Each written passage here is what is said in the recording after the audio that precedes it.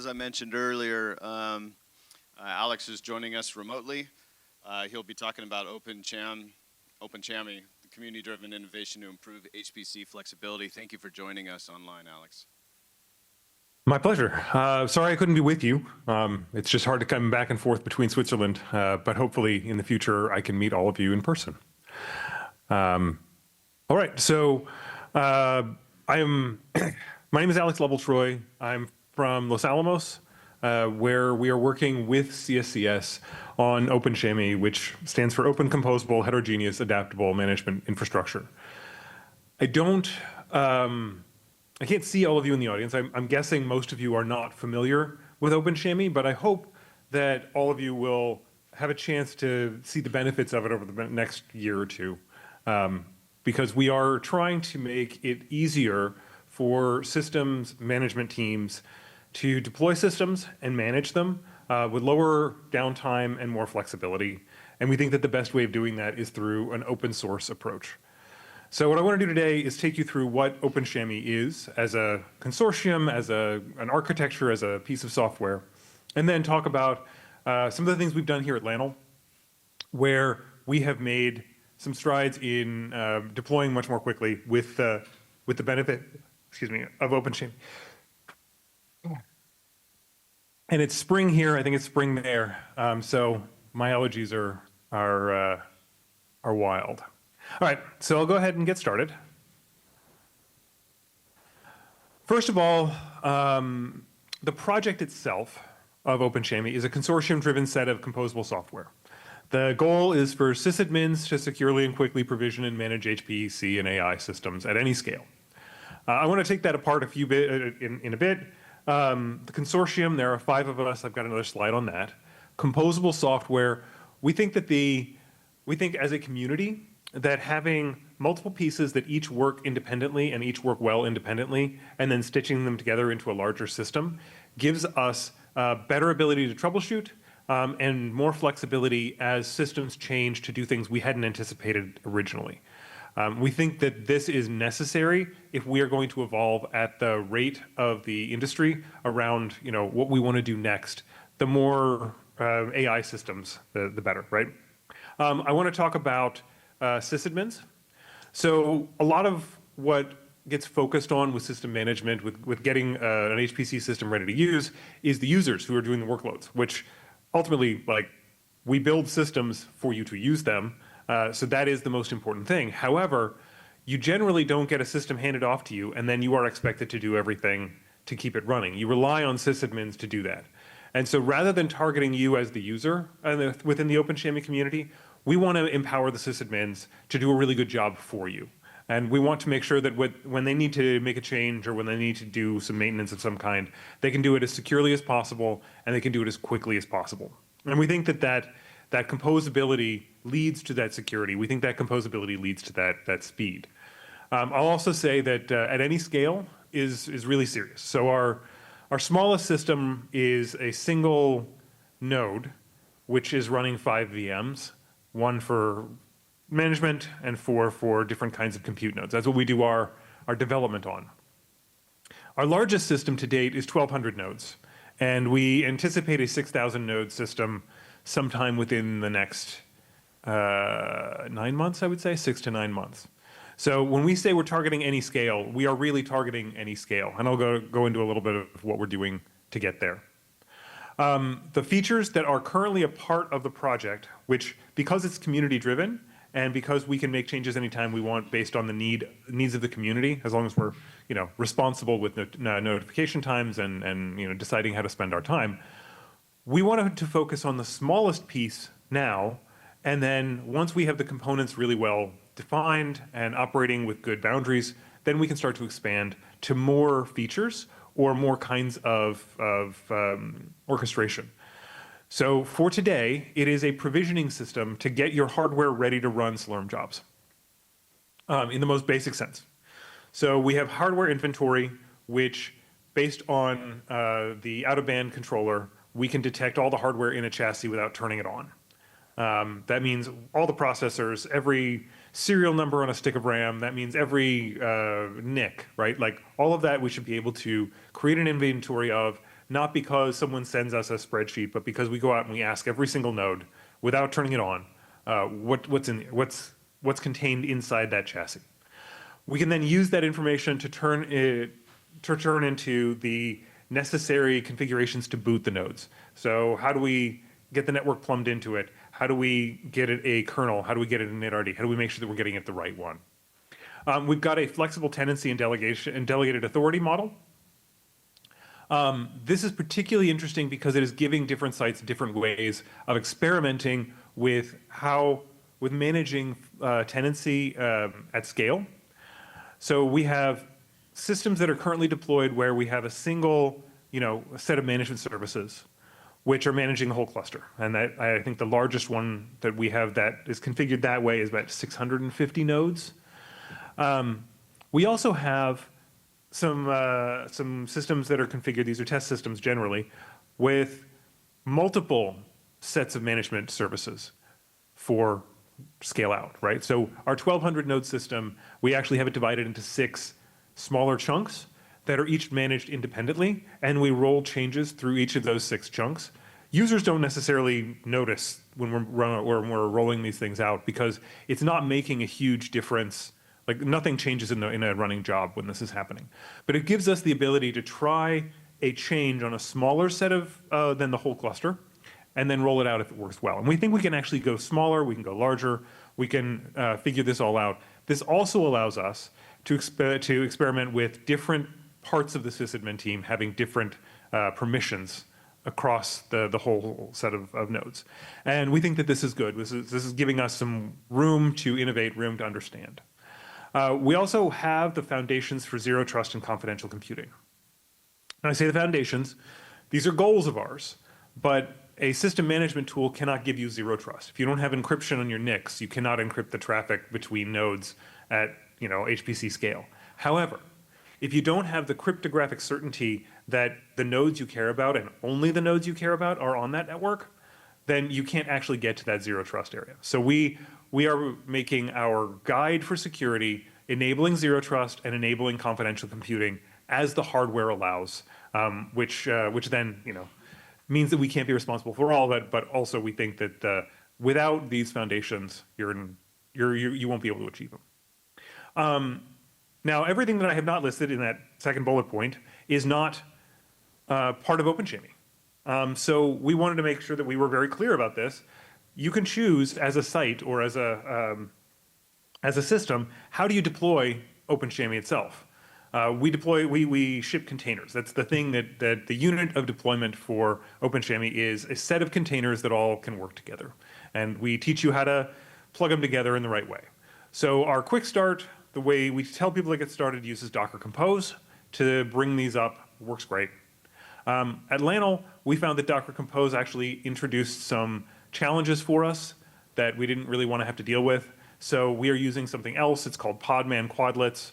It's closer to the systemd that we are very familiar with. So our sysadmins were better able to do troubleshooting when they had this Quadlet available. Some of the other partners are using Kubernetes, and there's nothing wrong with Kubernetes at all. We haven't needed it at LANL, but other sites I think are going to be more forward-looking with that. We don't care what the operating system is. Both the services themselves as containers, they can run on any Linux operating system that provides cgroups, right? But also on the compute nodes, we don't tell you have to put anything into the compute node in order to support working with OpenCHAMI. So we have booted compute nodes that run Ubuntu. We have booted compute nodes that run RHEL, we've SUSE, other variants, doesn't matter. We also don't care what your workload manager is. In fact, we've got tools to make it work with Slurm, but those tools can be very easily extended to whatever workload manager you choose to use, including Kubernetes. And we also are drawing a line within OpenCHAMI that the site is responsible for knowing who the people are and what their roles are when interacting with a system. The system is supposed to enforce those rules.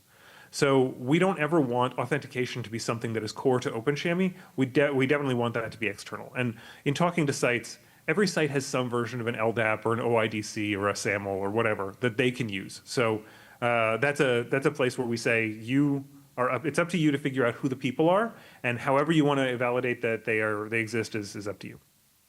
The community, this is now out of date. This is about 3 or 4 months old. So the partner list continues to be Los Alamos, NERSC, HPE, CSCS, and the University of Bristol.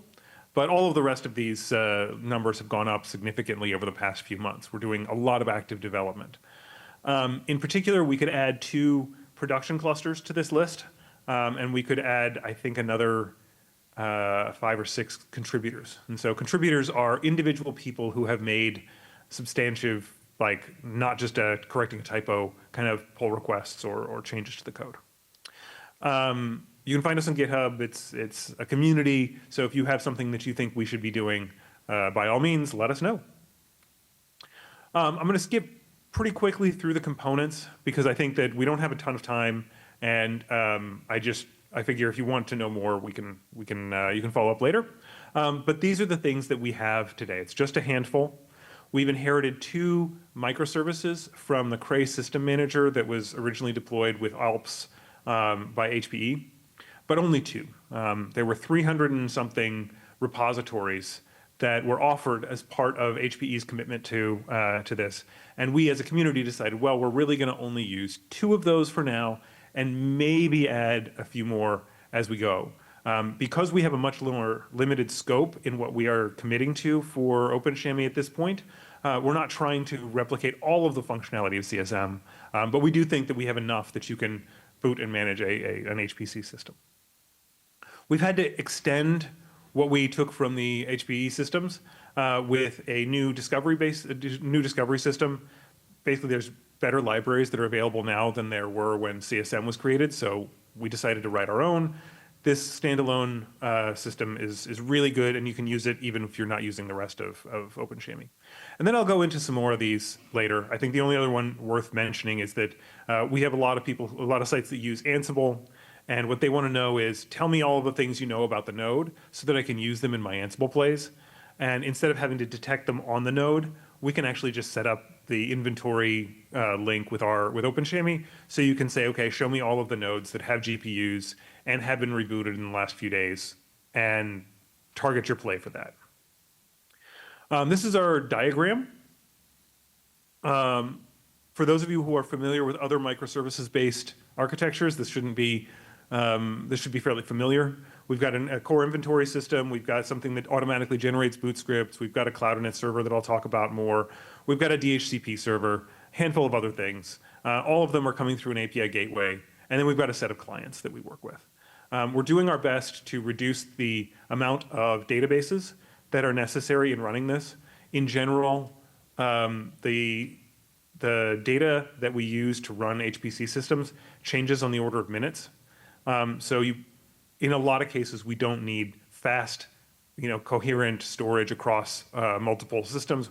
We can really do most of this in memory without and writing to disk as needed because things are slow. And that means that the dependency of running an external database is not necessarily something that we want to take on unless we absolutely have to have it. When we got together as a board and as a technical steering committee fairly recently, we set a set of goals. They're non-binding, but I think they give you a hint of where the community is trying to go. So because they're non-binding, no one has promised any of these things, but this is what we're targeting. We will have OpenCHAMI as the default provisioner and management system for any new HPC and AI systems at partner sites. At Los Alamos, that's 100% true. We are not contemplating adding any new systems that are not based on OpenCHAMI today, although we've got a pretty robust exception process if we need to. The truth is our system managers, our system administrators, and our researchers, they really like the speed that they have found with OpenCHAMI, and they are very happy. We are also planning at LANL to transition from CSM to OpenCHAMI on all of our existing CSM systems. This is something that other sites have said they will do as well. I think the timeline on this is kind of fuzzy because we have to keep things running. We can't take things down for a month to change them over. And so someone's going to have to go first. My guess is that'll be LANL, and then we will all learn from that. HPE has agreed to facilitate using OpenCHAMI on next generation hardware. So anything that's coming out that they haven't announced yet, what they're saying is they will make it so that OpenCHAMI can detect it, OpenCHAMI can boot it, OpenCHAMI can handle all the security pieces around it. We think that's a really good commitment from a partner. We'd love to see other vendors follow suit. And we are planning at least 2 non-partner sites that'll put OpenCHAMI in production this year. I don't know, there's like 4 sites that are curious and that have said they want to do it, so I think 2 will. Like I said, this is a non-binding community goal, and then that would hopefully lead to them asking for a voice on the technical steering committee. Okay, so with the remainder of the talk, I want to focus on a recent system that we deployed at Los Alamos, and the reaction to not just the developers being involved with OpenCHAMI, but we held a series of classes so that the sysadmins were the ones that handled deploying it. Now, they're free to make pull requests if they want to, but we're not asking them as part of their job to be developers. We're asking them only to learn from us and then use it. So our focus for this first system was that we wanted to optimize the time to first job launch. And that meant we needed to figure out what are the things that are barriers to that very first job launch on a system, and how long does that normally take? And what we found is that at LANL, we don't actually track that. We would have to go back through meeting notes to figure out like what's going on. And in general, time to first job launch is impacted more by hardware issues than software issues, but there are some software areas that we can make a difference. And we focused on 2 of those for this particular system. How quickly can we iterate the system image so that we can make a change to a system image to improve, to fix something when the system users find something that isn't working correctly. And then the other one is how quickly can we get a machine to go from fully powered off to running Slurm, which is our system manager. How many areas can we strip away to make it so that that just happens as fast as possible? So I'm going to talk about 2 services that are part of OpenCHAMI today that we use to get there. So before we get into a ton of detail about the services, I do want to talk about the system. The system that we worked with is a 10-node system. It would have 8 H100s per node and 8 ConnectX-7 interfaces per node. So fairly beefy nodes, but not a large count of nodes. All of this was new hardware for the team at LANL. We'd never bought this hardware from this vendor before, which meant that there was a lot of unknowns about how to get it working with the workloads that we wanted to care about. The other thing is these were new to us BMCs. And BMC is the controller that sits on the node that is functional even when the computer is powered off. This is where we do our inventory stuff, but it also is how we control, like, is it time to boot this node or not? We found that it was, when we were building the system, it took 1 day to build and test our head node. So that's where we're running the management services. And it took another day to boot all the nodes and refine the system image to make sure that all the drivers and all the libraries were working correctly. Because we weren't tracking this information before, we only have anecdata about how long this took with previous systems, but the numbers came in around weeks for each rather than day for each. So the team from LANL that did this integration is actually writing an article that's going to be published. And these are 2 pull quotes that I have from them. It's hard to emphasize the impact of the speed and simplicity of the deployment process and the flexibility and agility of the system. We were able to identify issues and quickly fix them. So this was really good to read because our goal is easy to troubleshoot. We want every individual piece of the system to be easy to troubleshoot, excuse me. And we want folks to be able to understand a simple system that they can then opt into more complexity on. And what they told us, as I asked more questions about this quote, was that even when they got sort of out over their skis where they couldn't figure out what they had done to make a change, they could always back it down to the simplest possible configuration, retest that, and then move forward. And because testing is a matter of minutes, they were able to then get a lot of learning done in a very short amount of time on the real system. This was huge for them. And I don't know if this is true for every system integration, but there's lots of little things that you can't plan for. cables being plugged in incorrectly is pretty common. A node, you say, I would like to power off this node and something else turns off. Like those are the kinds of little things that are just kind of the shakedown of a system. The longer it takes to do those shakedown things, the longer your integration time is. And these were the things that they were talking about that could take days of effort, but we were able to do it in one day. So we're very proud of our work to build a system that and then teach sysadmins so that they could do this. They are chomping at the bit. They really want to convert more of our systems to OpenCHAMI because they feel like they can guarantee a better uptime with a system that they understand and is simpler. So I said I was going to talk about two pieces of OpenCHAMI. I've got about 10 minutes left, and I want to make sure that I have time for questions. So one of the things that we have found as we have been developing OpenCHAMI and using it is that declarative syntax for imperative actions is great, but you have to reduce the complexity because most people get wrapped up in the added complexity of having ultimate flexibility. So when you limit that to only a few things, you can still unlock the high flexibility later, but if you give people an 80% solution, chances are they will just work within that 80% solution. They'll get what they need, and then if they ever get outside of that, then they can call us, and we can talk them through how to opt into complexity. Two other things. We design everything to be used with a pipeline so that you can say, well, if this works, then try this, and then if this works, then try this. We think the pipelines are really excellent for making sure that you're deploying the thing you think you are, and that you are testing the thing you wanted to affect. But that also means that we're not storing version control information inside the system, because a pipeline that is moving you through from version to version generally the version control wants to be outside, because you want to change version control to change and then apply that change. We can still track them inside the API, but we're not using the internal API for doing version management. This is a little bit confusing for some of the folks who are more used to being able to submit a single change set to a larger control system and then have that try to do its thing. We anticipate getting there at some point with orchestration, but for now, we want that external so that it is easier to troubleshoot. All right. So the first service that I want to talk about is Cloud Init. And this is one that is ubiquitous in the cloud. And for those of you who've ever booted a node using AWS or Google or Azure, there is often an area in their configuration, actually in all of them, there's an area in the configuration of booting an EC2 instance that says, tell me about your user data. And that user data is defined by a standard called the cloud config file, which is defined within the cloud config client.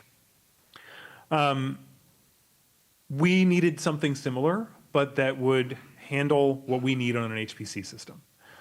We could not find an open source alternative we couldn't find an open source Cloud Init server that would work. And so we wrote our own, and that means it provides metadata to the Cloud Init client, which is included in any Linux distribution, and is triggered through a kernel parameter to run. So what we have done now is we have got our server providing the metadata about the node. So what kind of a node is it? Physically, where is it in the rack? What's its host name? Like those kinds of things. But it's also offering up those that user data payload that you would get from EC2. And that user data payload can have three different things in it. It can have a cloud config like what we're showing here that says, install some Yum repos and add some packages from those Yum repos. But it can also have a list of includes, and that's what we're taking advantage of. So we divide our system up into groups. So there's the group that has ARM processor, and there's another group that has GPUs, and there's a group that has a different kind of GPU, and there's a group that is intended to be used as a compute node, and there's a group that's intended to be used as an I/O node. And each of those have little things that need to be done on boot as part of the startup of the system, like within the initial systemd, to configure the various pieces of that server or to set up the services that are needed. So what we have set up is that with every group your node is a part of, you can have a different user data, and each of those will be added as needed to the system. So the only thing you do is define which nodes are part of which groups, and then our Cloud server figures it out and makes sure that everyone is getting the right set of user data scripts. The other thing here is then you can identify which user data script has failed in a situation where you're troubleshooting, and you can only tailor that one. So you don't have 10 people making 10 changes to the same file. You can go back and you can just have this per file. The other thing we did, so this is much faster. This took us from roughly an 8-minute post-boot configuration, like the time from when post is finished, power on self-test is finished until Slurm is ready, to about 40 seconds. And that difference is huge for us because it means that we can spend more time iterating on these, we can get more iterations done per day on testing and troubleshooting, and we can get back to like running real services later. The other thing is we can put things into test groups so that we can test something on an isolated set of nodes without having to reconfigure the whole cluster. And then once we're sure that those are ready, we can tell Slurm that it can take them back. This has been great for us when we've been trying to identify library issues. Once we figure it out with Cloud Config, we can go back and we can update the image, which is a longer build process, but gives everybody more certainty. The other thing we added was a WireGuard tunnel, an automatic WireGuard tunnel. This is totally optional, but we want the option of sending secrets across to nodes based on at boot time. And we want to protect it so that users can't later just go and say, well, I would like to call that API, please tell me about all the secrets you have. So what we decided to do was we set up a system within the Cloud server that can optionally set up a WireGuard tunnel as part of this Cloud process, and then tear that down when Cloud is done. So while it's there during boot, it works. After boot, it doesn't. And we use the machine identity to set up that WireGuard tunnel. So there's no need for an admin to log in and set it up. It's all automatic based on, do we know that this node is actually our real node? The other service that we used that made things go really fast on the system is we needed an image builder. And when we talk to sites, like lots of sites have an image builder that takes a Docker file and turns it into a SquashFS image, and that's what you boot on on all of your nodes. But they all do it a little bit differently, and none of them were willing to share that as an open source project. So we took ours and we put it into OpenCHAMI. Obviously, you can build images however you want. You don't have to use this for building images. But we found that it was very fast and easy, and if you want to try it, you're welcome to do so. It uses the same concept as a Docker file, except instead of giving you the full complexity of what could go into a Docker file, we reduced the instruction set to just a handful of things that you can do. You can work from a published base image and then just add a layer on top of that, and when you're done, you get a squashed full system image. And we actually take advantage of that to put in sort of 5 layers that each get built through continuous integration, and then we squash that together into a final system. We also then added OCI tooling. So we can take any of these and we can push it to an OCI container registry, and we can do tagging, and we can do versioning, and we can do signing, and we can do labeling that way. This has been really valuable to us because it has given us the same like Docker idea. I just want the latest RHEL 9. I don't actually care which patch level it is something that most of our users want. But if they want something more specific, where they say, I definitely want this RHEL 9, and it must have this kernel version because I am relying on some features that are not present in other kernels, they can specify that as well, all through their OCI tagging capabilities. This is also quite useful within GitHub Actions or GitLab runners. It makes image building really, really fast and easy. So give it a shot. We think it's really great. I will stop here and take questions. I know I've got only a few more minutes. But if you are interested in joining us, scan the QR code. If you're interested in looking at some of the things we're working on, there's some links here that I'll send out the slides later. We'd love to know what are the things that as users or systems administrators like you would value in the areas that we're working on. So with that, I'll leave the Slack link up. But I'll take questions now if there are any. Thank you, Alex. Can you hear me? Yes. Okay, perfect. All right.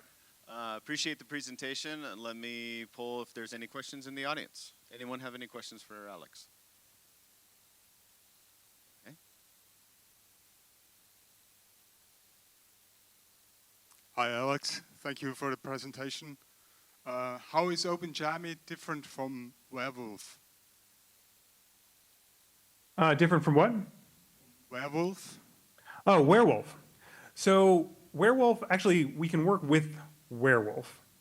Werewolf doesn't have a dynamic inventory the way that OpenCHAMI does, but one of the things we have done is we've written a dynamic inventory provider for Werewolf. So if you want to use Werewolf, you can use Werewolf and then just get your inventory from the OpenCHAMI pieces. The other thing is that Werewolf is not designed to be composable, so there are choices that the Werewolf developers make, and you get those, whether you want them or not.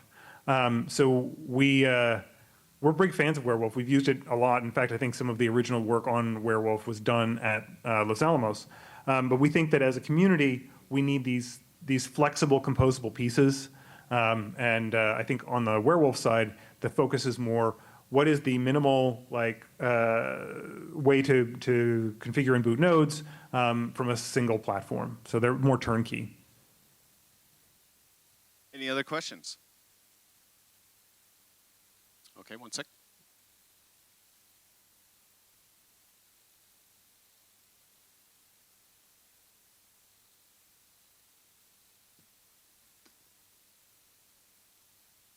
Hi, thanks for the presentation. I was particularly interested by your integration of around the image builder with OCI standards and OCI tooling. And I was wondering, are you considering or are you already considering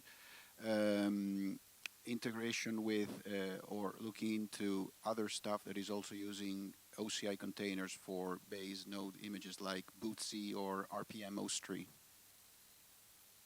I had a little trouble hearing you. It sounded like you were asking about containers, about further container issues. Can you hear me better now? Yeah, I think so. Yeah, so I was wondering, since you're looking into integrating more your image builder with the OCI technologies, I was wondering, there are interesting projects that are coming up in the open source community, like, for example, bootc for bootable OCI containers, RPM OS3 to introduce OCI stuff in OS3. And I was just wondering if you were also considering those, or you are already considering those? Yeah, so we're following those. We the bootc thing came up while we were searching for an alternative to what we ended up just open sourcing ours, because we actually think that there's probably a better way of doing this that is going to come out of the community, and then we will just be able to take advantage of that once it's ready. At the time we were looking at things, and we should really go back and look, none of them had the maturity that we needed in order to get NFS mountable root file systems ready to go. Or even root file systems that we could use over the network, which is what we need. It doesn't matter if it's NFS or something else. We would love to rely on someone else's effort rather than continuing to maintain our own. Thank you, Alex. That was the last question. Really appreciate you being able to come online. Glad we were able to make this work. Yeah.